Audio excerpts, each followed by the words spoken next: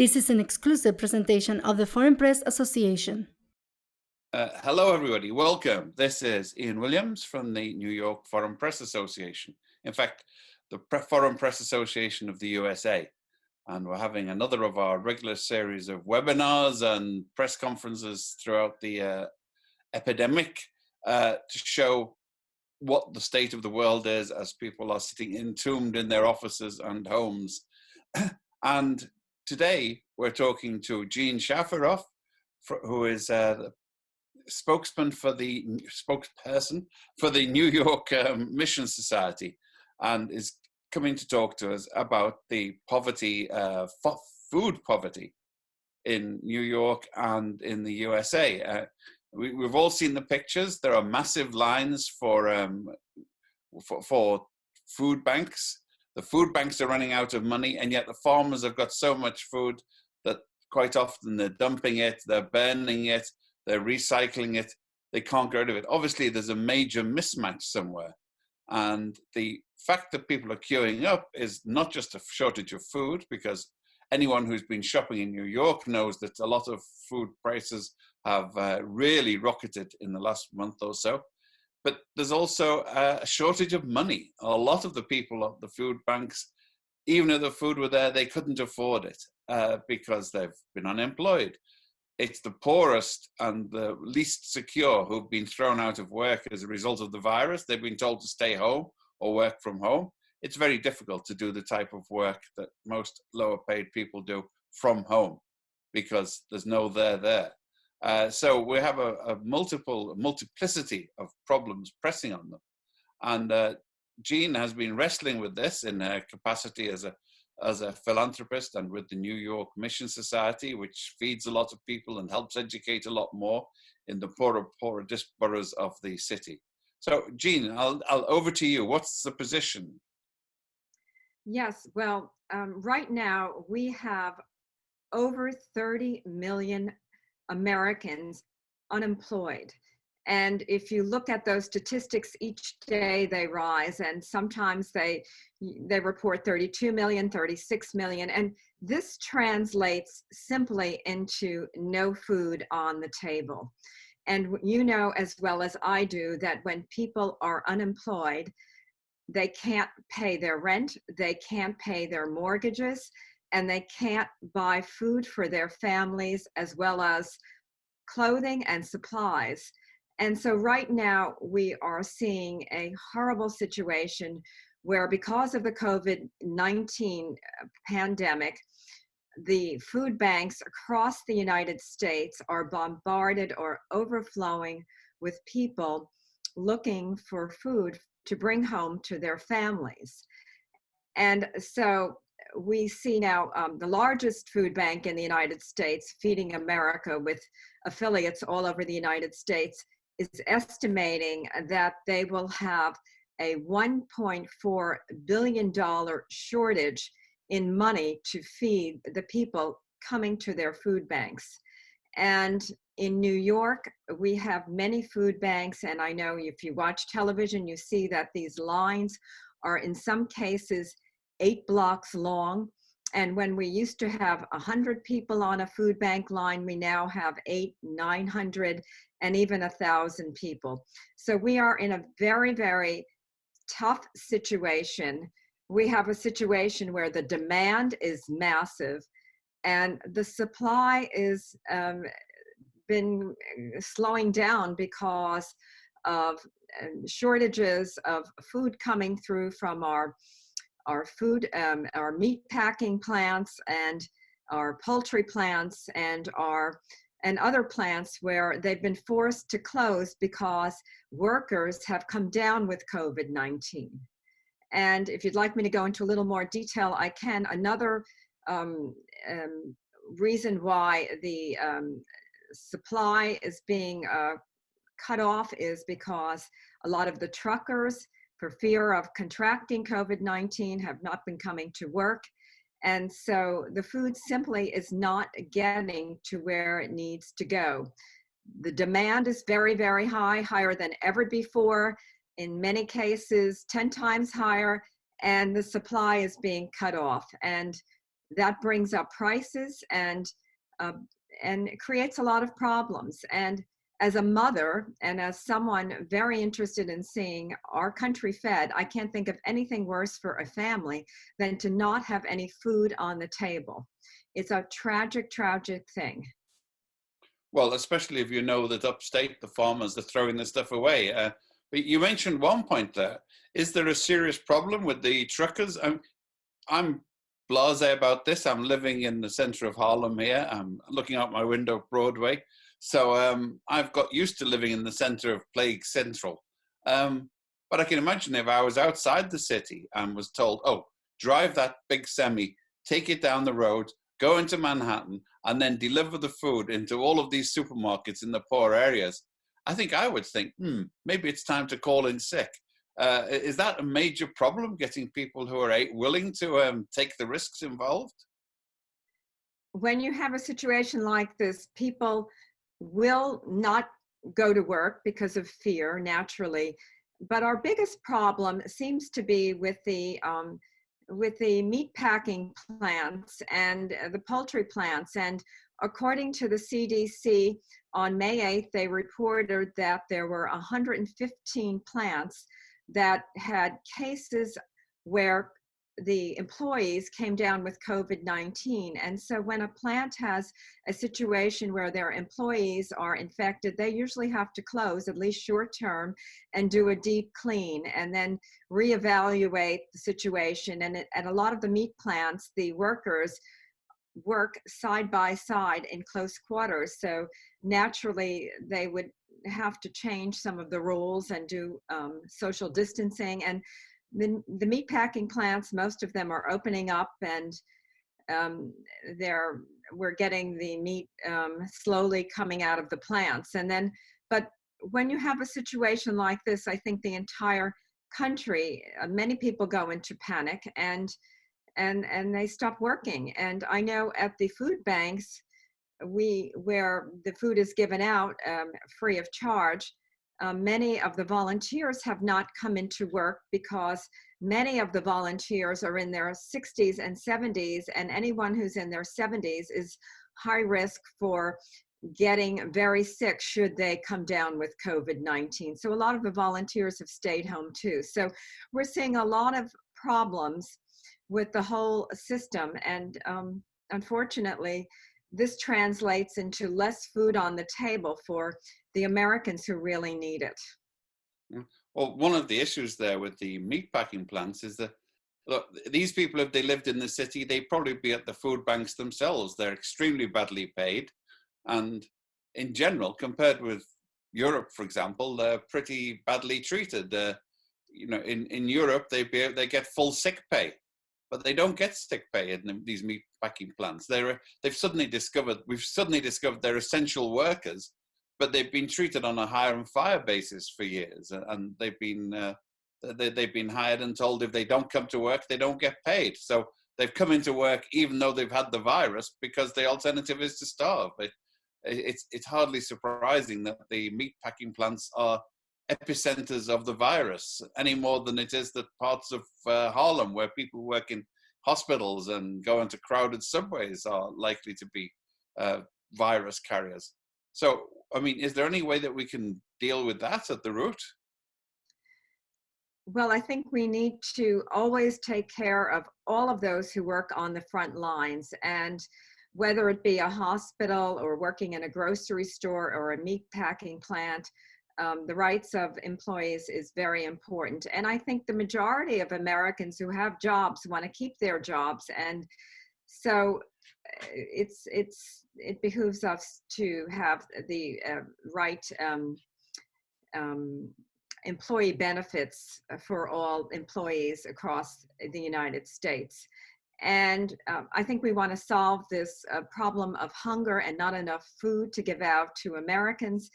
And with the help of many people, we can. And so as a philanthropist and as someone involved with the New York City Mission Society and a number of other charities in the Hamptons, where I'm residing right now, I've recently donated money to give out 10,000 meals, and that's to the Heart of the Hamptons food pantry. And so I am calling on all Americans to donate to different food pantries. And I recommend, even if you can give $10 or $15 or even $5, it makes a difference. Because if everyone who had a job right now took out their wallet or took out their checkbook and wrote or gave a little gift, it would make a massive difference. Collectively, we can really solve or at least reduce this terrible problem of hunger across the United States. So some of the groups that I recommend donating to are Feeding America, the largest food pantry in the United States with 200 affiliates. In the New York area, I recommend the Food Bank of New York.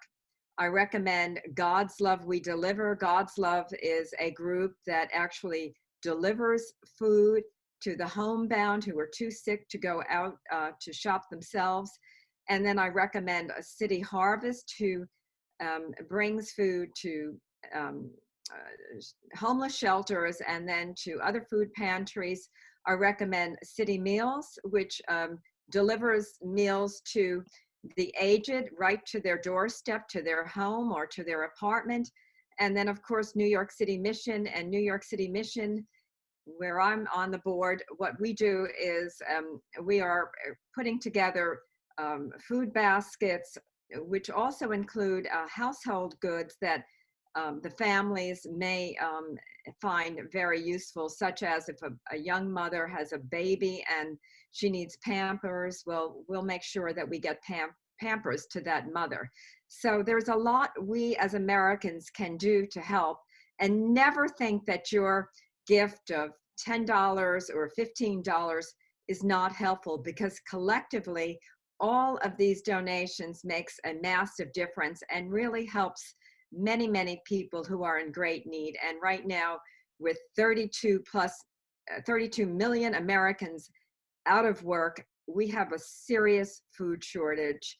And generally, that food shortage is especially experienced by children and young families, and none of us want to see that. I can't think of anything worse than a young family not having food on the table, young children with no food. I personally would rather not have food than to see children in our country go without food. One of the issues, or one of the reasons that the mayor of New York, de Blasio, wanted to keep the schools open was to keep the school meals programs functioning. It was one of the reasons he gave for delaying closing the schools. And afterwards, he made provisions even then that if children could get to the school, they would be fed. But it raises a question, the famous thing back at the time of President Ronald Reagan, when they decided that tomato ketchup, packets of tomato ketchup counted as a vegetable for the purposes of nutrition. What is being done about the type of nutrition that's being supplied in the food banks? I mean, is it secondhand processed food, or is it genuine, fresh, vitamin bursting, protein rich food of the type that we would like to eat? I've seen a lot of fruits and vegetables being delivered, also non-perishable foods, canned foods that will have a longer shelf life. I think that's very important. And of course, a protein source. And we can't compare life in America and what people may have been giving out 30 or 40 years ago to now. And I think the food supply is much stronger. And I see here at Heart of the Hamptons, the fresh produce are being picked up by those in need. And I think that's very important, because we want everyone to eat well. And that includes rice, vegetables, a protein source, and food that's going to last and not go bad. Well, one of the aspects of this is the people who are often overlooked. Certainly, if you venture out into the streets of Manhattan, you would on first glance, like in the subways, assume that the number of homeless has zoomed up, when in fact it is that they were normally invisible in the crowds of everybody else, but they're very prominent. They're hanging around on street corners. They're normal sources of food. They're normal sources of, how should I say, that the customers for begging and panhandling have gone. Are you making any special provisions for the homeless, going to the places where they assemble? New York City Mission, we work with children and families, but the homeless absolutely have to be taken care of at all times. And when people lose jobs, the number of homeless people goes up. And so we have to have a place for these people to live, and then a place where they can go to get food. This is very, very important. And unfortunately, with so many millions, 30 plus million people in the United States out of work, the number of homeless people naturally goes up. And it's a very sad situation. And we as a country, and our government, our local governments and federal government, we all have to get involved. And individual citizens also have to give and do whatever they can. Volunteerism is down right now at many of the food pantries. So the food pantries are looking for volunteers. And then donations, although they're coming in, because the demand is so great, the donations have to increase. And as I said before, never feel your donation isn't enough. Even a $10 or a $15 donation, when they all come together, they all add up and they make a difference. Now, you mentioned about volunteers. I think it's important because you mentioned earlier that the sort of target group of people who volunteer for not-for-profits and for charity work is often retired people. And yet they've been, the governor's telling them to stay at home. He's not just, it's not just inadvisable for them. He's basically saying, don't come out. You're at risk, much extra risk. How are you coping with that? Or have you made outreach for younger volunteers, for people, students and others who could, who are more robust than those of us getting on a bit? Well, the food pantries do want younger volunteers for sure. And the food pantries were very happy with people in their 60s and 70s, but no one wants to see a volunteer go into work and get sick, especially if they're in a high-risk group where someone who is in their 60s and 70s would be at higher risk of getting very sick should they come down with COVID-19, and no one wants to see that. So I think the governor is correct in suggesting that the older people stay home right now. I think that's good advice, and he is looking after the citizens of our state by doing that. So the food for the food pantries, is it mostly donated in kind, or is it cash contributions converted into food? They used to purchase food on the market? The most important thing right now is for the food pantries and food banks to receive donations, because don't forget, they have, in addition to the cost of food, they have overhead, which means they have to pay salaries, and then they also have to pay their rent. And so if they receive a donation, they can use that to buy food and to pay rent, and then also to pay the salaries. Now, a food pantry will get a better price when they go out to buy food than an individual would, because they're buying food in bulk. So the best way to help is to write a check. And you know, as a citizen, a concerned citizen, there are other ways you can help besides writing a check.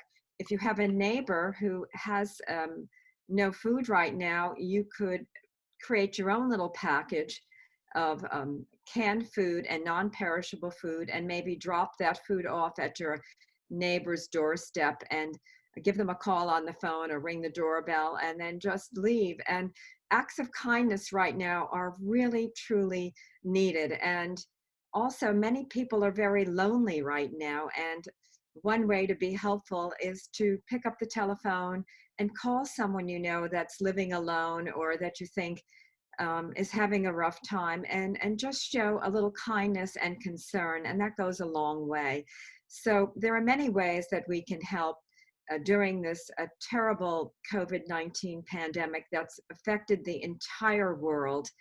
And here in the United States, and especially in the New York area, we are really experiencing terrible um, problems as a result of this COVID-19 pandemic. And another thing for those that are out of work, you might want to volunteer. You can also pick up the phone and show kindness, and we can all pray and hope for the very, very best.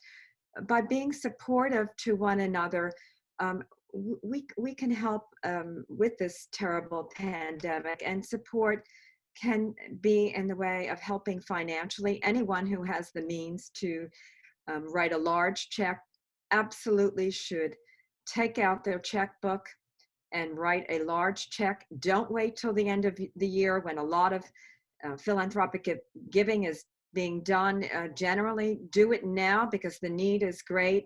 Look to see where you can really make a difference, and show a little generosity or show a lot of generosity. I know that Jeff Bezos recently wrote a $100 million check to Feeding America. But as I said earlier, their need is $1.4 billion for the next 6 months to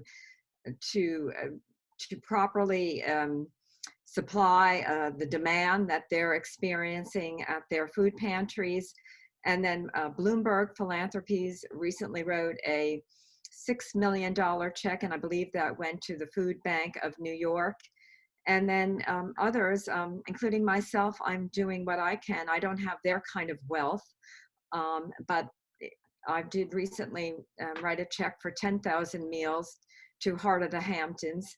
And people think, oh, the Hamptons, there's no poverty. But just like everywhere else in the world, people have lost jobs. We have people that many people that live at or below the poverty level, and we have to take care of these people. It's our responsibility as concerned citizens to do something to help those in need. We cannot sit back and allow this to continue to happen.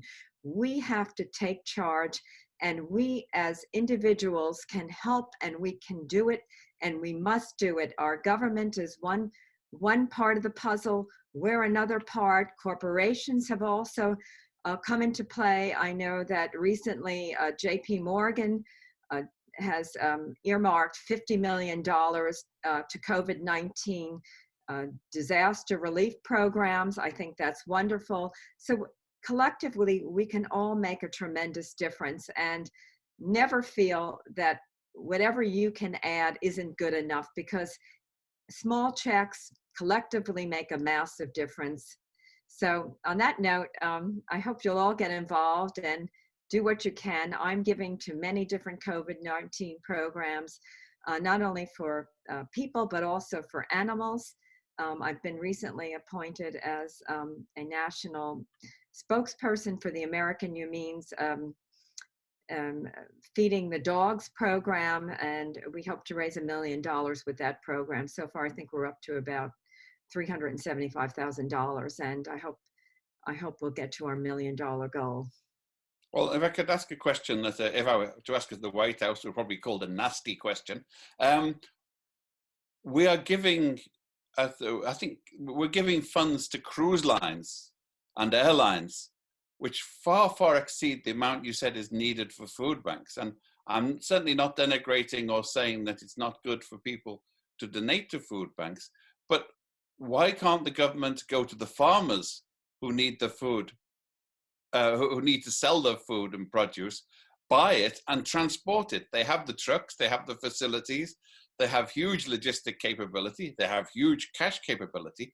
What's wrong with the government actually intervening here? Because the food stamp program was only sold. I mean, Americans traditionally don't like helping poor people because they think it's bad for them. But if you help farmers, it's always good politics. So why can't they actually take this money to the farmers, give it to them, and say, we want to buy your stuff, and give it to the food banks? Is there any way to square the circle like this?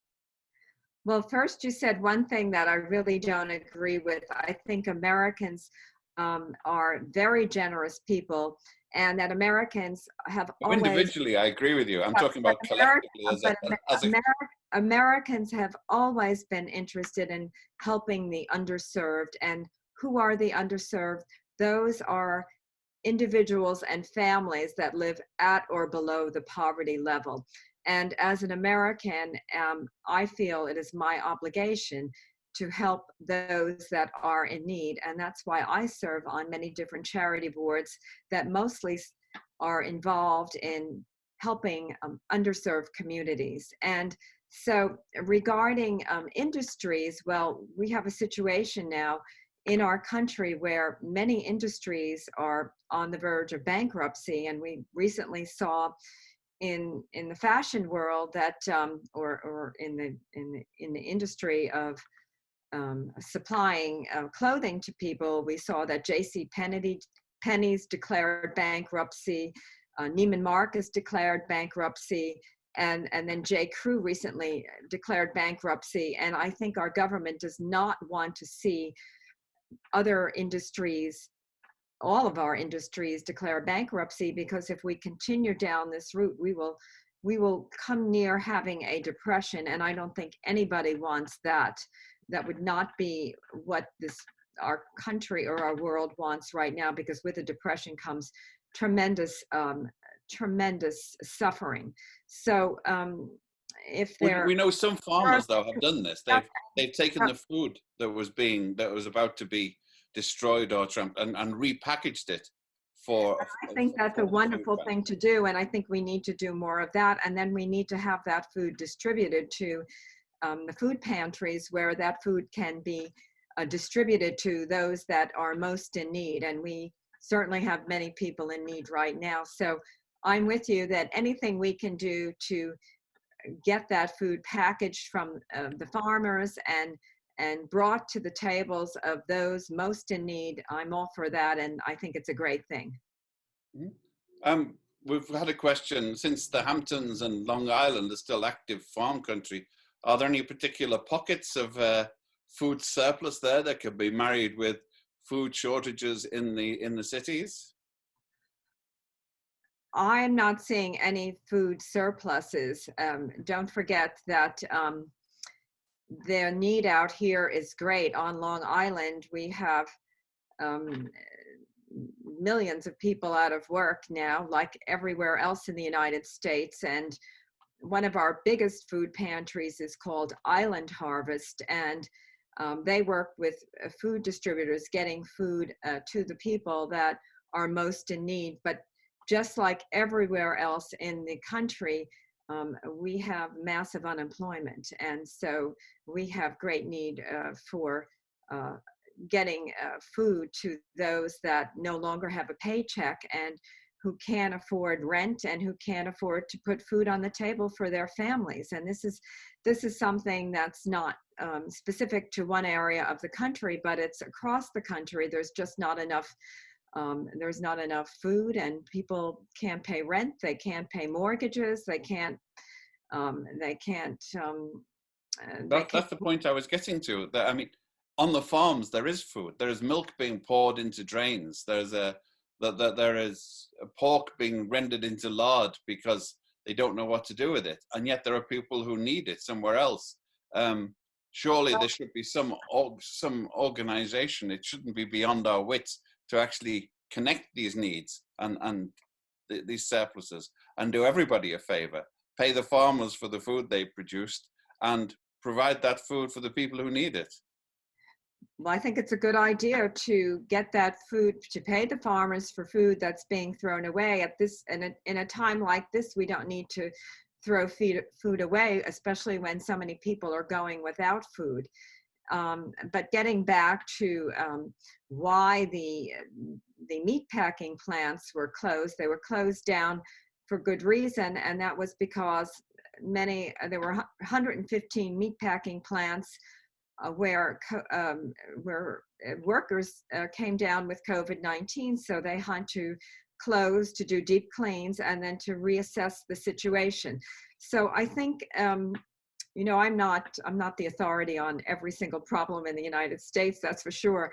But I think that we want to work towards solving these problems and working so that we can get food on the table for all Americans right now. With 30 million Americans out of work, we have to do something. Indeed. Are there any other questions out there before we go? Speak, people. I'm afraid you can't see this, Jean, but I'm getting the questions on the board in front of me here. So anybody else have any additional questions?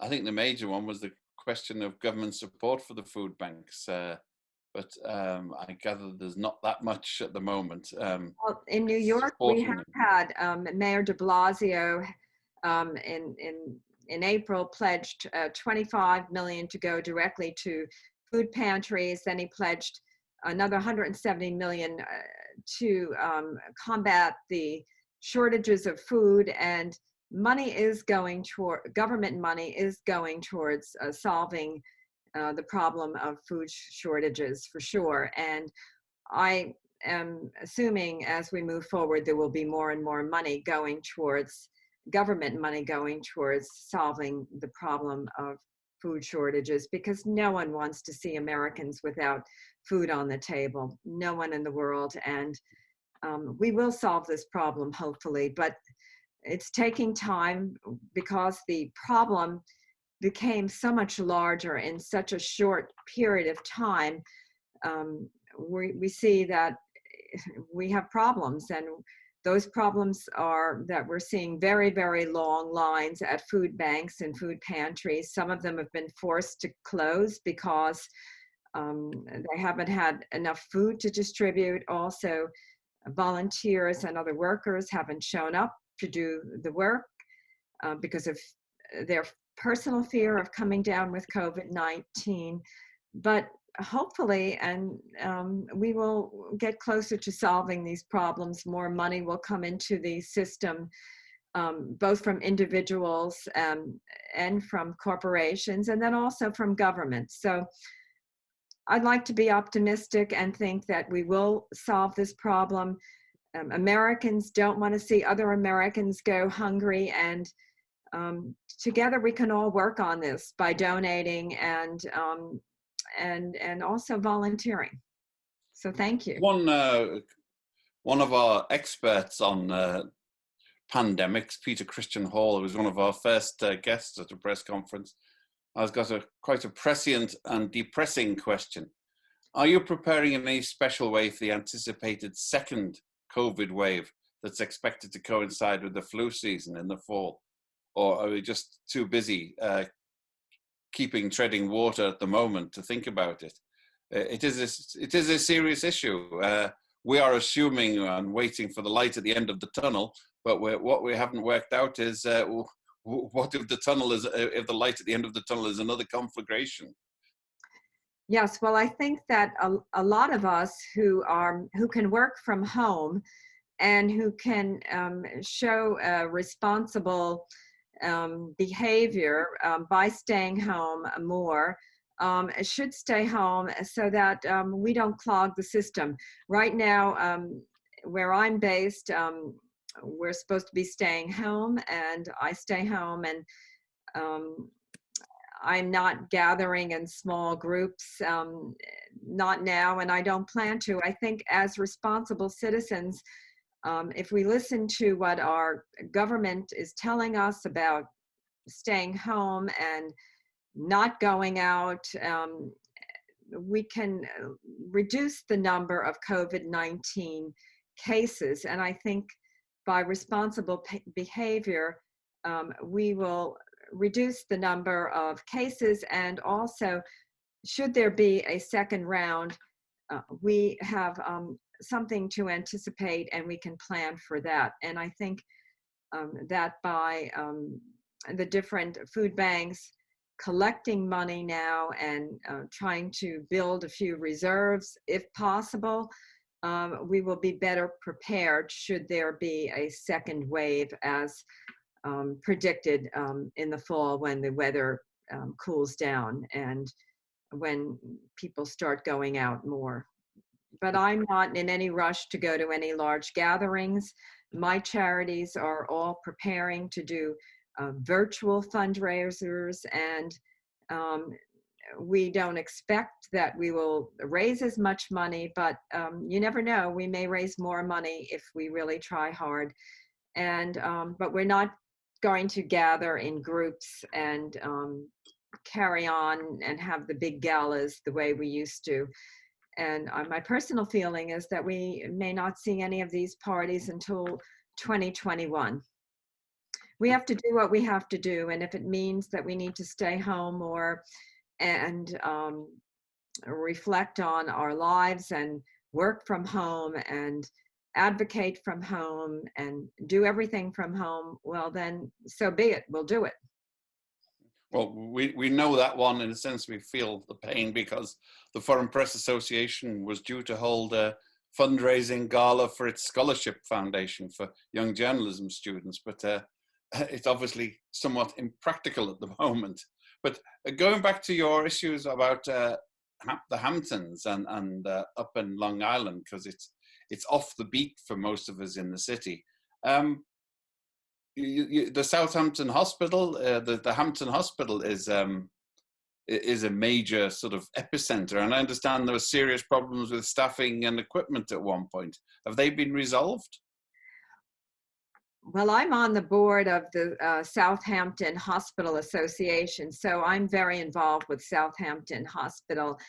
And we are seeing a very small number of COVID-19 patients right now. I think last week the estimate or the number was about 18, and we are fully staffed and are we don't have a lot of COVID-19 patients on respirators. We've actually taken in patients from Stony Brook Hospital and then from the Brookhaven area, and we seem to be doing okay. But again, people in the Hamptons that are here are following the rules and regulations where the restaurants are closed. They're doing some takeout, and people have to wear masks and are supposed to have their hands covered when they go out, and everyone is socially distancing. And people are taking this very seriously. And I think across the country, if we take the rules set forth by our government seriously and we socially distance ourselves from other people, we stay 6 feet away and we wear masks in public and we continue to wash our hands or wear gloves, and we change those gloves often. And then with our pets also, we're supposed to socially distance our pets according to CDC guidelines. And I think we'll be fine. Now pets, I'm involved with a number of animal charities, and in the United States, there are only a handful of dogs and cats who have come down with COVID-19, and then I think 8 or 9 tigers and lions at the Bronx Zoo. And there's been absolutely not one reported case where a dog or a cat has given a human being COVID-19.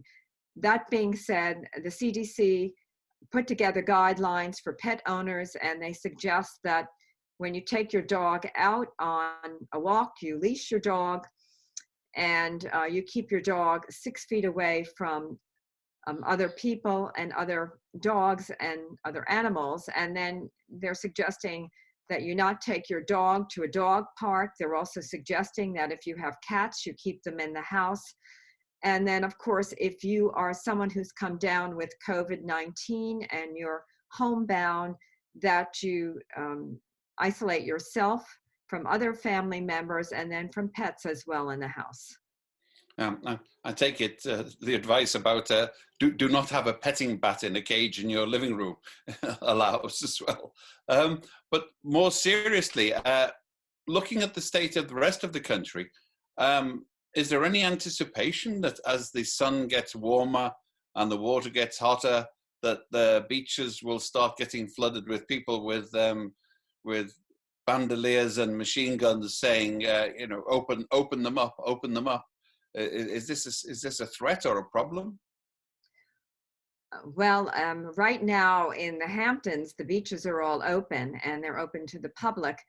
In the city, in New York, the beaches, I believe, remain closed. And these are, whatever happens with the beaches will be decided by, I guess, the local governments. But I don't think that, I think if the beaches are open and people socially distance at the beaches, there shouldn't be a problem. If they're socially distancing, yes. Okay. Yeah. I think we have one. Oh, those.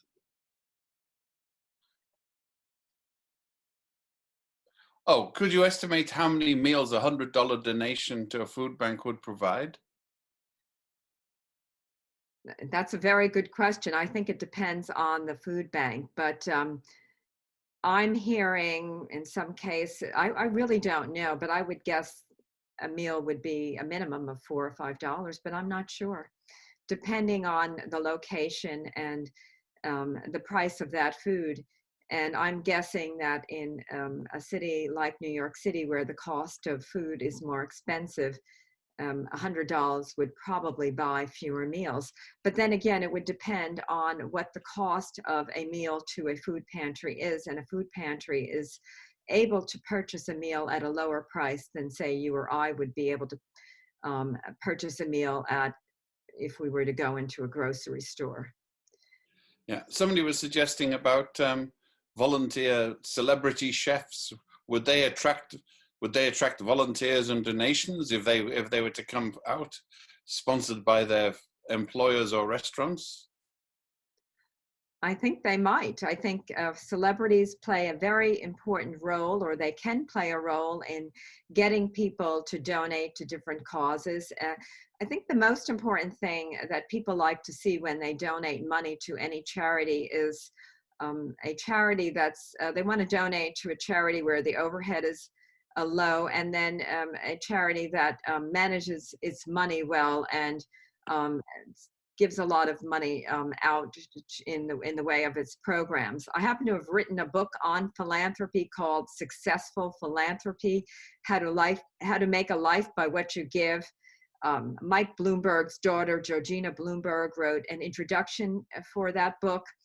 And in the book, I have a chapter on how to analyze a charity. And a charity has to be run just like a business, and has to keep low overhead. And what does low overhead mean? Low overhead means that overhead should really never be more than about 20% of the revenues, of the gross revenues of that charity on an annual basis. Now, the larger the charity gets, for example, if a charity has a $300 million budget, their overhead as a percentage of gross revenue generally will be less than 20%. It might be 10%. So when you're donating to a charity or to a food bank, you want to donate to a reliable group. And right now there are scam operations. I'm not familiar with the scam operations, but I do know that if someone is unsure about a charity, they can go onto a couple of websites, GuideStar and Charity Navigator, and then also the Better Business Bureau analyzes charities, and you can see what their rating is. Now, of course, smaller charities may not be rated, but you can go and ask a lot of questions, and if you're not sure, you don't have to donate to that particular charity or that food bank. Yeah. When this is all over, we should get together and swap books. You just reminded me, in fact, my very first book many, many years ago was on the nature and origin of charities in the Anglo-Saxon world, the arms trade. And it includes some of the scams that you mentioned there, yeah, but also the very valid work that's been done by lots of others to improve society and to meet immediate needs.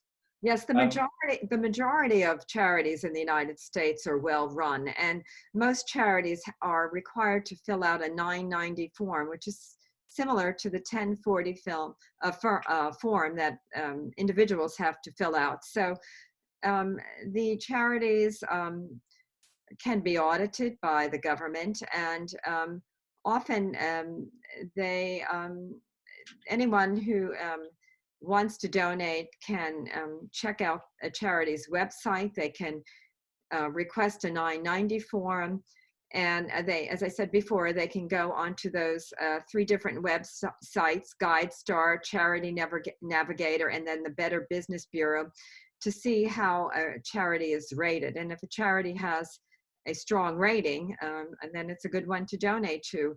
And if it has a very low rating, then maybe you wouldn't want to donate.